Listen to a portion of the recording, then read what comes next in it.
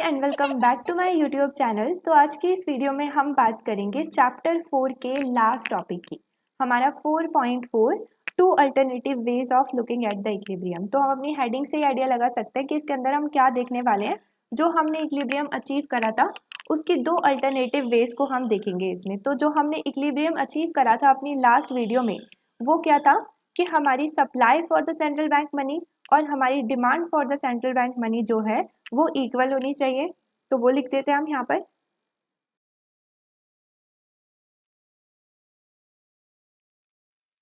तो हमारी central bank की मनी की सप्लाई एंड डिमांड जो है वो इक्वल होती है, तो हमारी वो इक्विलिब्रियम जो है कंडीशन होती है। अब अगर हम इसकी इक्वेशन की बात करें तो यहाँ पर हमारी जो इक्वेशन थी वो क्या थी कि हमारी सप्लाई सेंट्रल बैंक की मनी ऐसे थी और हमारी डिमांड सेंट्रल बैंक की मनी कैसे थी, ऐसे। अब यहाँ पर अगर हम इनकी वैल्यूज को पुट करें तो हमारा जो फॉर्मूला था वो कुछ इस तरीके से था। इसको मैं फर्दर ऐसे भी लिख सकती हूँ और यहाँ पर मैं एमडी की वैल्यूज भी डाल सकती हूँ। एमडी क्या होती है कि जो हमारे लोग होल्ड कर रहे हैं, डिमांड फॉर मनी जो लोग कर रहे हैं, जो कि शो करता है कि लोग कितना होल्ड करना चाहते हैं मनी को अपने पास। तो उसकी मैं वैल्यू को यहाँ पर लिख देती हूँ। नाउ अब ये सारी चीजें हैं जो हम ऑलरेडी देख कर आए हैं अपने लास्ट पार्ट में। अब यहाँ पर हम दो अल्टरनेटिव वेज को देखें सेम इक्विलिब्रियम पे। तो पहला जो हमारा अल्टरनेटिव वे है वो हमारी इस इक्वेशन को यूज करके निकलता है। दूसरी हमारी जो अल्टरनेटिव वे है वो हमारी इस इक्वेशन को यूज करके निकलती है। तो यहाँ पर हमारी left hand side again H ही आएगा जो हमारी सेंट्रल बैंक की सप्लाई ऑफ मनी को शो करता है ना। तो यहाँ पर हमारा जो फर्स्ट अल्टरनेटिव वे है वो हमारी इस इक्वेशन को यूज करके निकलता है एंड हमारा जो सेकंड अल्टरनेटिव वे है वो हमारी इस इक्वेशन को यूज करके निकलता है। तो हम इन दोनों इक्वेशंस को और दोनों जो अल्टरनेटिव वेज है उसकी हम आगे बात करते हैं एक एक कर कर। तो हमारी जो फर्स्ट इक्वेशन थी अगर मैं उसको यहाँ पर दोबारा से लिखूं तो वो हमारी कुछ इस तरीके से थी। यहाँ पर राइट हैंड साइड क्या शो करता है, ये हमारा पूरा demand for central bank money है ना। और अगर मैं इसको स्प्लिट कर दूं तो यहाँ पर मेरा जो फर्स्ट पार्ट है वो क्या शो करता है, डिमांड फॉर करेंसी, और जो सेकंड पार्ट है वो शो करता है डिमांड फॉर रिजर्व्स। और हमारा जो यहाँ पर लेफ्ट हैंड साइड है वो शो करता है supply for central bank money. अब यहाँ पर हमारा जो फर्स्ट अल्टरनेटिव वे है वो शो करता है कि अगर हम supply and demand for reserve को इक्वल कर दें तो भी हमारा जो है इक्विलिब्रियम पॉइंट आ जाएगा। तो हमारा जो पॉइंट वन है वो बोलता है कि अगर हम सप्लाई ऑफ रिजर्व तो हमारी सप्लाई ऑफ रिजर्व्स को अगर हम इक्वल कर दें हमारी डिमांड ऑफ रिजर्व के तो वो हमारा फर्स्ट अल्टरनेटिव इक्विलिब्रियम सिचुएशन है। और ये अचीव कैसे होगी, तो यहाँ पर हम क्या देख रहे हैं कि हमारी राइट हैंड साइड क्या है, डिमांड फॉर रिजर्व, और यहाँ पर इस इक्वेशन में भी हमारी यहाँ पर ये जो पार्ट है ये क्या शो करता है, अगेन डिमांड फॉर रिजर्व। तो यहाँ पर अगर मैं अपनी करेंसी की डिमांड को इस साइड शिफ्ट कर दूँ, लेफ्ट हैंड साइड शिफ्ट कर दूँ, तो यहाँ पर ये मेरी इक्वेशन कुछ इस तरीके से बन जाएगी। तो हमारा जो ये पोर्शन है, जो लेफ्ट हैंड साइड पोर्शन है, इसको हम बोलते हैं सप्लाई ऑफ रिजर्व, और हमारा जो ये राइट हैंड साइड आ गया ये हो गया हमारा डिमांड फॉर रिजर्व। तो जब ये दोनों आपस में इक्वल है तो ये हमारी फर्स्ट अल्टरनेटिव इक्विलिब्रियम कंडीशन है। तो अगर हम बात करते हैं अपनी फर्स्ट अल्टरनेटिव वे की, जहाँ पर हमारी सप्लाई ऑफ रिजर्व और हमारे demand of reserve exactly equal होने चाहिए इक्विलिब्रियम के लिए, वो बिल्कुल इक्विवेलेंट है हमारी ओरिजिनल कंडीशन से जो हमने पढ़ी, जिसमें हमारे सेंट्रल बैंक की मनी की सप्लाई एंड डिमांड इक्वल होनी चाहिए। बट हम इसे इस नज़रिए से क्यों पढ़ रहे हैं, अब दोबारा से अल्टरनेटिव वे में ऐसे क्यों पढ़ रहे हैं कि भाई हमारी supply and demand of reserve भी इक्वल होनी चाहिए, क्योंकि यहाँ पर अगर हम बात कर रहे हैं रिजर्व की सप्लाई एंड डिमांड की, दैट मीन्स कि हम यहाँ पे बात कर रहे हैं बैंक्स के रिजर्व्स की।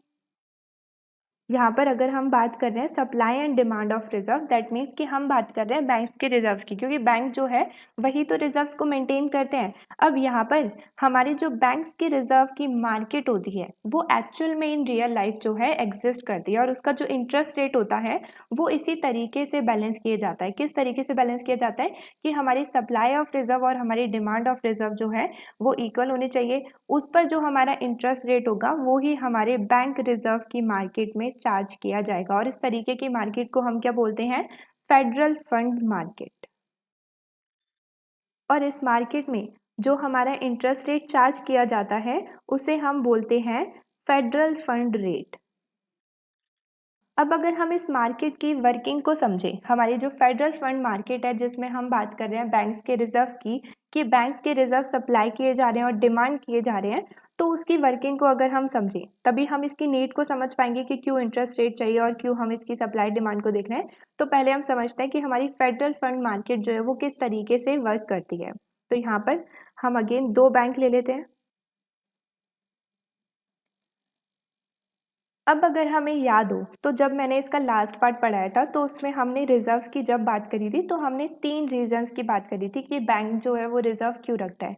तो उसका जो थर्ड पॉइंट था, थर्ड पॉइंट में हमने बात करी थी कि फर्स्ट 2 पॉइंट में हो सकता है कि रिजर्व की बेशक नीड ना हो, और उसमें हमने बताया था कि कैसे नीड नहीं हो सकती बैंक्स को रिजर्व की, है ना। लेकिन फिर भी थर्ड पॉइंट बोलता था कि फिर भी तुम्हें रिजर्व रखना पड़ता है जो सेंट्रल बैंक बोलता है। तो हमने वहाँ पर ये भी समझा था कि कैसी कौन सी सिचुएशन होती है जिसमें बैंक्स को रिजर्व्स की नीड नहीं होती है ना।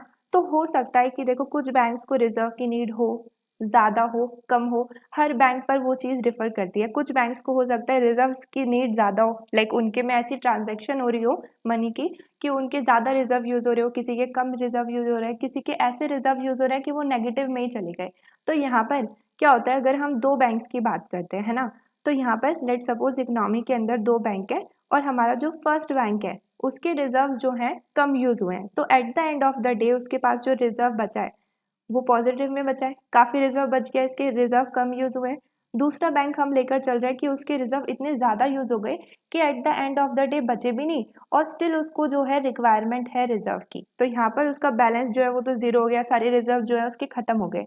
स्टिल उसको रिक्वायरमेंट है रिजर्व्स की, दैट मीन्स कि हो सकता है कि उसके पास अभी भी विड्रॉ करने के लिए लोग आ रहे हो, या फिर उसे दूसरे बैंक्स को पेमेंट करनी हो जो उसके बैंक होल्डर्स ने चेक पे करे हैं दूसरे लोगों को, है ना। तो यहाँ पर एक तो इसका बैलेंस जीरो हो गया रिजर्व का, दूसरा इसे अभी भी नीड है, तो ये क्या करेगा, यहाँ पर इसे अभी भी नीड है, इसको और रिजर्व्स की नीड है, लेकिन जो इसने प्रपोर्शन मेंटेन करा था वो इसका खत्म हो गया। तो इस केस में क्या होता है, हमारी जो फेडरल फंड मार्केट है वो क्या करती है, supply and demand of reserve. इसके अंदर क्या होता है कि जिस बैंक के पास एक्स्ट्रा या फिर हम बोल सकते हैं कि एक्सेस रिजर्व बच गया है at the end of the day, वो इस रिजर्व को क्या करता है, एज अ लोन प्रोवाइड कर देता है दूसरे बैंक को। तो यहाँ पे ये सप्लाई करता है रिजर्व की, और यहाँ पर जिस बैंक को नीड है वो क्या करता है, वो डिमांड करते हैं रिजर्व की। यहाँ पर ये सप्लाई करते हैं रिजर्व की, जिनके पास एक्सेस रिजर्व हो गया, मतलब उनका रिजर्व इतना यूज नहीं हुआ, उनके पास बहुत ज़्यादा बचा भी हुआ है, और जिनका रिजर्व खत्म हो गया और उन्हें और रिक्वायरमेंट है वो डिमांड करते हैं रिजर्व की। और जिस रेट पर ये अपने रिजर्व्स को दे रहे हैं, मनी को दे रहे हैं, उधार पे ही तो दे रहे हैं। यहाँ पर जैसे हमने इसको ये अपने रिजर्व दिए है, यहाँ पर फर्स्ट बैंक ने जब सेकंड बैंक को रिजर्व दिया तो हमेशा के लिए पैसे नहीं दे दिए, ये बैंक इसे पे बैक भी करेगा, है ना, फ्यूचर में पे बैक भी करेगा। तो जिस रेट पर दिया है, क्योंकि एट द एंड जब ये इसे वापस करेगा तो इंटरेस्ट के साथ वापस करेगा, तो जिस इंटरेस्ट की हम बात कर रहे हैं वो डिटरमाइन होता है कब, जब हमारी सप्लाई ऑफ रिजर्व और हमारी डिमांड ऑफ रिजर्व इक्वल होता है। जब इन दोनों सिचुएशन, लाइक जब ये दोनों इक्वल होते हैं उस पर जो हमारा इंटरेस्ट रेट एडजस्ट होकर आता है वो इंटरेस्ट रेट इस मार्केट में चार्ज किया जाता है। तो यहाँ पर हम देख सकते हैं कि हम इस तरीके से एक अल्टरनेटिव वे में इस हमारे पुराने इक्विलिब्रियम को क्यों देखते हैं। तो फर्स्ट इक्विलिब्रियम तो हमारा वही था कि हमारा ओरिजिनल, कि हमारी supply of central bank money और हमारी demand of central bank money जो है इक्वल होनी चाहिए, बट हमने उसका एक दूसरा अल्टरनेटिव वे देखा कि हम उसे और किस तरीके से देख सकते हैं और हम उसे क्यों देखते हैं वो भी। नाउ अब अगर हम बात करें अपनी सेकेंड अल्टरनेटिव वे की, इसको मैं ऐसे ही रहने देती हूँ, चलो। हाँ, तो अगर हम बात करते हैं अपने सेकंड अल्टरनेटिव वे की, तो उसकी हम इक्वेशन लिख लेते हैं सबसे पहले। तो ये हमारी सेकंड इक्वेशन हो गई। अब अगर हम बात करें अपनी सेकंड अल्टरनेटिव वे की, तो उसमें हम बात करते हैं कि हमारी जो ओवरऑल सप्लाई है एंड जो हमारी ओवरऑल डिमांड फॉर मनी है, जो लोग कर रहे हैं, वो एग्जैक्टली इक्वल होनी चाहिए।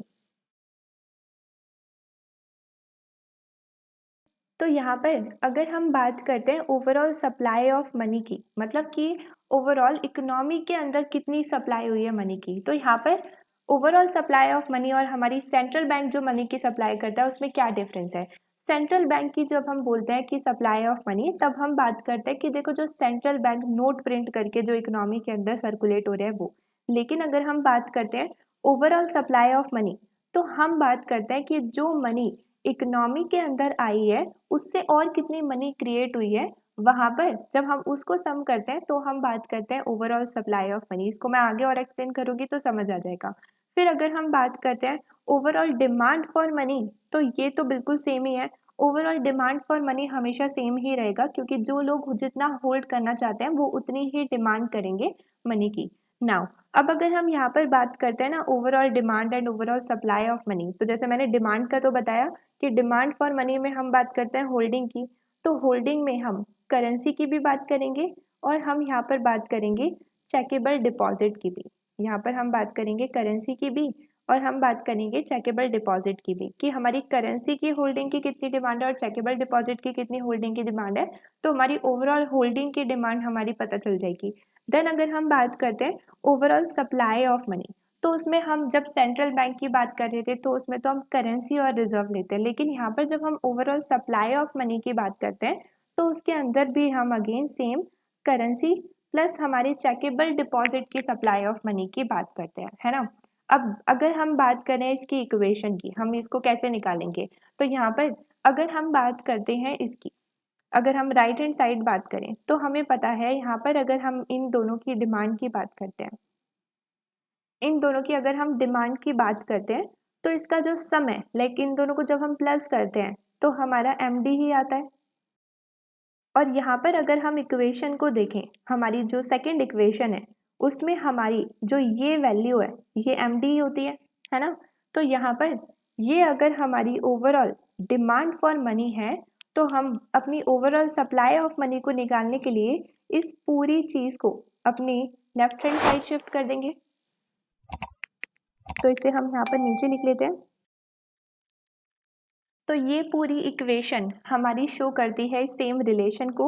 यहाँ पर जो ये हमारा लेफ्ट हैंड साइड है ये शो करता है कि हमारी ओवरऑल सप्लाई ऑफ मनी क्या है, जब हम बात कर रहे हैं ओवरऑल सप्लाई ऑफ मनी के अंदर करेंसी और हमारी चेकेबल डिपॉजिट दोनों की। सेम अगर हम बात करें अपने राइट हैंड साइड, तो ये जो पूरी वैल्यू है ये शो करती है कि हमारी ओवरऑल डिमांड फॉर मनी क्या है इकोनॉमी के अंदर। अब अगर हम इसके रीज़न की बात करें कि अगर हम ओरिजिनल को छोड़कर इस इक्वेशन को थोड़ा इधर उधर करके क्यों पढ़ रहे हैं, हम यहाँ पर supply of central bank money और demand for central bank money के अलावा इसको इस नज़रिए से क्यों देख रहे हैं कि हमारी ओवरऑल सप्लाई ऑफ मनी और ओवरऑल डिमांड फॉर मनी को क्यों पढ़ रहे हैं, तो उसकी हम बात करते हैं। तो यहाँ पर अगर हम बात करते हैं ओवरऑल सप्लाई ऑफ मनी, तो हम बात करते हैं कि जितनी मनी इकोनॉमी के अंदर आई है उससे और कितनी मनी क्रिएट हुई है।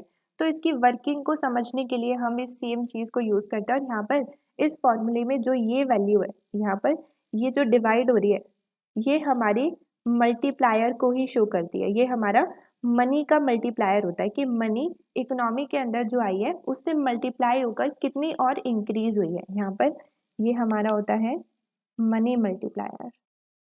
मनी मल्टीप्लायर शो करता है कि इकोनॉमी के अंदर जितनी मनी आई है, इकोनॉमी के अंदर कितनी मनी आई है जो सेंट्रल बैंक ने सप्लाई करी है, जो कि हमारा एच शो करता है। जब उससे हम मल्टीप्लाई करते हैं मनी मल्टीप्लायर से, तो हमारा शो करता है कि इकोनॉमी के अंदर एक्चुअल में मनी जो आई है उससे और कितनी क्रिएट हुई है, जो कि शो करता है हमारी ओवरऑल सप्लाई ऑफ मनी को। यहाँ पर अगर हमारा लेट सपोज जो भी एच है, अगर हम बात करें हमारा मल्टीप्लायर 4 है, दैट मीन्स कि हमारी सप्लाई जितनी भी हुई है इकोनॉमी के अंदर मनी की थ्रू सेंट्रल बैंक, उससे 4 गुना ज़्यादा हमारी ओवरऑल सप्लाई ऑफ मनी है, उस मनी से 4 गुना ज़्यादा और मनी क्रिएट हुई है इकोनॉमी के अंदर। हम इस सेम चीज़ को एक एग्जाम्पल के थ्रू समझते हैं। तो ये बुक का एग्जाम्पल है, इसको स्टार्ट करते हैं। हमारे फेड जो है वो कौन होते हैं, वो सेंट्रल बैंक होते हैं यूएसए के। तो यहाँ पे इसको सेंट्रल बैंक ही कंसीडर करते हैं। यहाँ पे हमें गिवन है एग्जाम्पल में कि जो सेंट्रल बैंक है उन्होंने ओपन मार्केट ऑपरेशन के थ्रू बॉन्ड्स को बाय करा। यहाँ पर जो सेंट्रल बैंक है उन्होंने ओपन मार्केट में बॉन्ड्स को परचेज करा जिसकी वैल्यू कितनी थी, $100। अब हमने देखा है कि जब भी सेंट्रल बैंक कुछ परचेज करता है ओपन मार्केट से, बॉन्ड्स को परचेज करता है, सिक्योरिटीज को परचेज करता है, तो उस केस में जब वो परचेज कर रहे हैं तो उसके बदले में उन्हें वो पैसे भी देंगे, है ना। तो यहाँ पर जिसको वो पैसे दे रहे हैं, जिससे खरीदा है, उसको हम बोल रहे हैं सेलर वन। जितने में खरीदा है उतना ही पे करेंगे, तो वो है $100।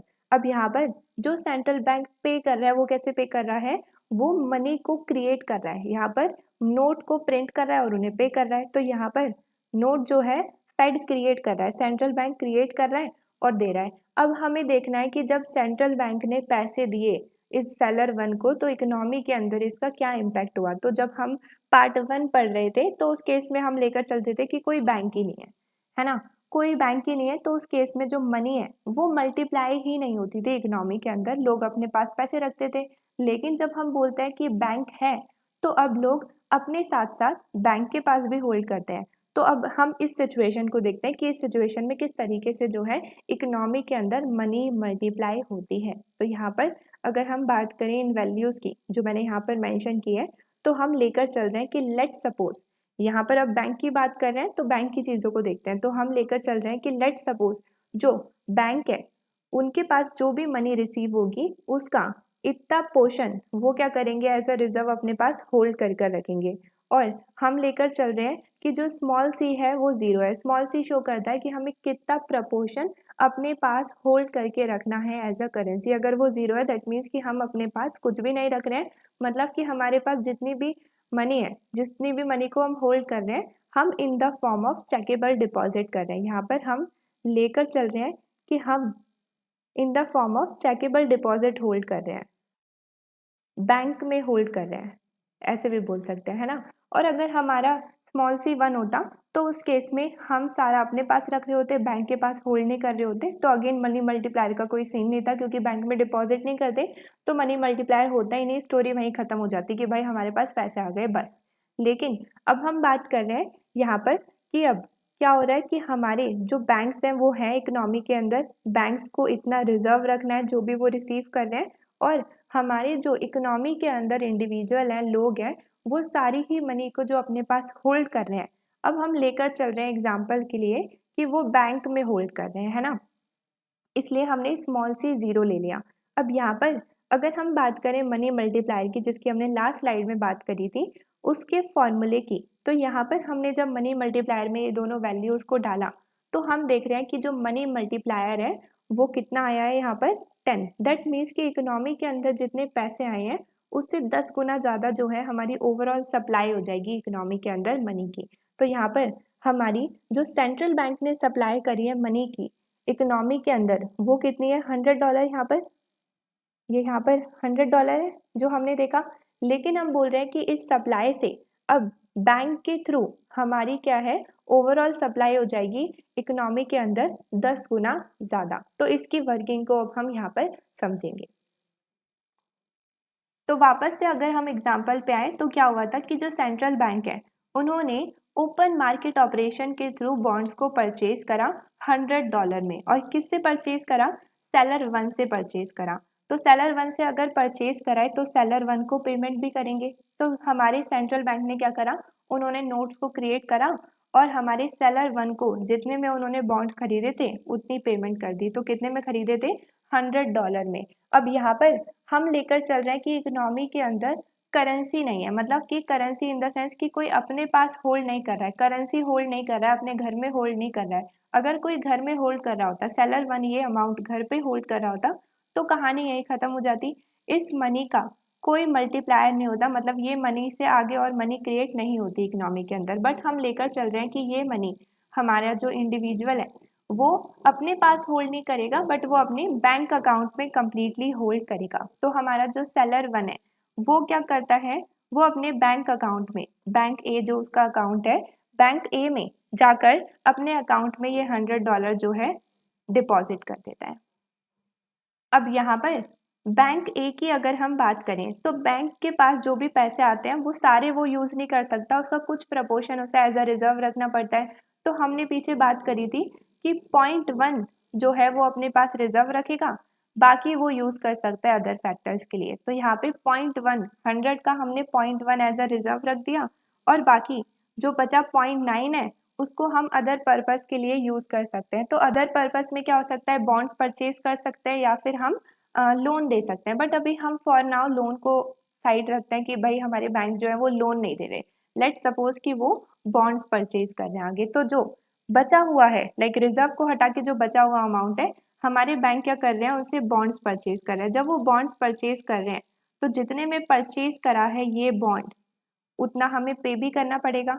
और जिससे खरीदा है वो कौन है, सेलर टू। तो हमारा जो बैंक ए है उसने सेलर टू से बचे हुए पैसों के बॉन्ड्स परचेज करे, तो हमारा जो बैंक ए है वो सेलर टू को उस बॉन्ड का प्राइस भी देगा, और वो प्राइस कितना है, $90। तो हमारे सेलर टू के पास जो है ये $90 आ गया। अब अगेन जो सेलर टू है वो अपने पास पैसे नहीं रखेगा, वो अपने बैंक अकाउंट में रखेगा, और उसका बैंक अकाउंट किस में है, बैंक बी में।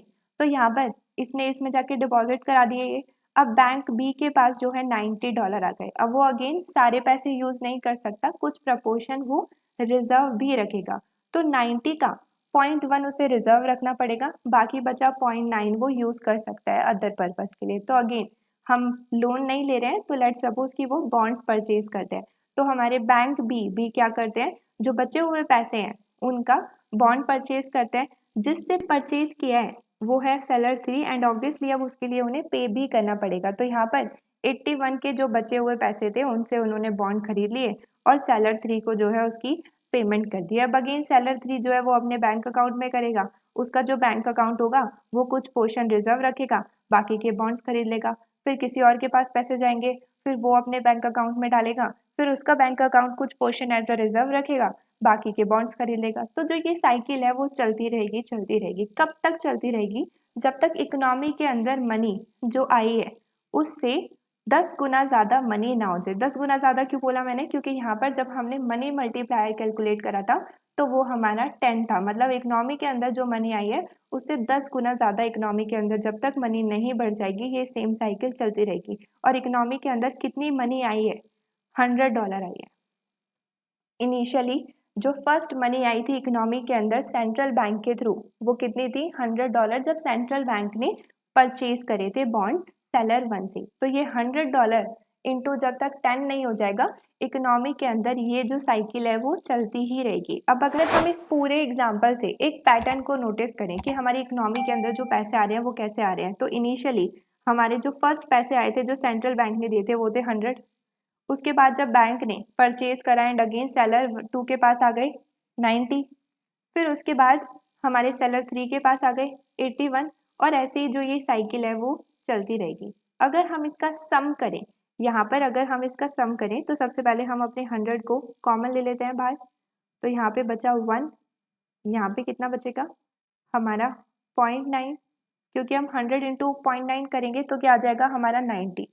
सेम अगर हम यहाँ पर बात करें तो अगर हम 0.9 का स्क्वायर ले सकते हैं यहाँ पे, तो 0.9 का स्क्वायर क्या होता है, अगेन 0.81। अगर हम इसे मल्टीप्लाई करेंगे 100 से तो 81 आ जाएगा। तो यहाँ पर ऐसी ही साइकिल चलती रहेगी। फिर यहाँ पर जो वैल्यू आएगी आगे वो कुछ इस तरीके से होगी, और ऐसे अगेन ये साइकिल भी जो है चलती रहेगी। कब तक चलती रहेगी, तो यहाँ पर हम देख सकते हैं कि ये 100 को छोड़ो, बाकी जो ब्रैकेट के अंदर की वैल्यू है ये हमारी इनफाइनाइट जीपी सीरीज बना रही है। तो अगर हमें पता करना है कि हमारी इकोनॉमी के अंदर टोटल कितनी मनी क्रिएट हुई है इनिशियल मनी से, मतलब कि जो $100 सेंट्रल बैंक ने सप्लाई करी है उससे ओवरऑल सप्लाई कितनी हुई है, तो यहाँ पर हम इस जीपी का सम कर देंगे। तो यहाँ पे हमारा 100 जो है वो तो एज इट इज आ जाएगा। उसके बाद अगर हमें जीपी याद होगा, एक बार मैं यहाँ पर रिवाइज करा देती हूँ, तो जो हमारी जीपी की सीरीज होती है वो कुछ इस तरीके से होती है, और ये हमारी इनफाइनाइट जीपी की सीरीज है। ऐसे कर कर जो है हमारी वैल्यूज चलती रहती है। एक सेकेंड मेरा बोर्ड काम नहीं कर रहा, हाँ। तो यहाँ पर हमारी जीपी की सीरीज कुछ इस तरीके से होती है, और ये इनफाइनाइट जीपी है जिसका फॉर्मूला होता है हमारा ए डिवाइडेड बाय 1 माइनस आर, जिसमें हमारा जो आर है वो लेस देन 1 होना चाहिए। यहाँ पर फिर से बोर्ड बंद हो गया, हाँ। तो यहाँ पर अगर हम बात करते हैं आर की, तो आर क्या है, कॉमन टर्म जो मल्टीप्लाई हो रहा है, कॉमन टर्म जो मल्टीप्लाई हो रहा है वो क्या है 0.9, 0.9 हर उसमें मल्टीप्लाई हो रहा है। और ए क्या है, जो हमारी फर्स्ट वैल्यू होती है, तो यहाँ पर ए हमारा है 1, ए हमारा हो गया 1 जो हमारी फर्स्ट वैल्यू है। और हमारा आर क्या होता है, जो कॉमन टर्म बार बार मल्टीप्लाई हो रहा है। तो हम देख सकते हैं यहाँ पर 0.9 मल्टीप्लाई हुआ, फिर अगेन 0.9 मल्टीप्लाई हुआ, अगेन 0.9 मल्टीप्लाई हुआ, तो ऐसे चलती जा रही है। तो यहाँ पर अगर हम इसका सम करते हैं तो यहाँ पे हमारा सम क्या हो जाएगा, ए, तो हमारा ए है 1 डिवाइडेड बाय 1 माइनस आर, मतलब कि 1 माइनस में 0.9। अब यहाँ पर अगर हम इसको सॉल्व करते हैं तो ये कुछ इस तरीके से आ जाएगा।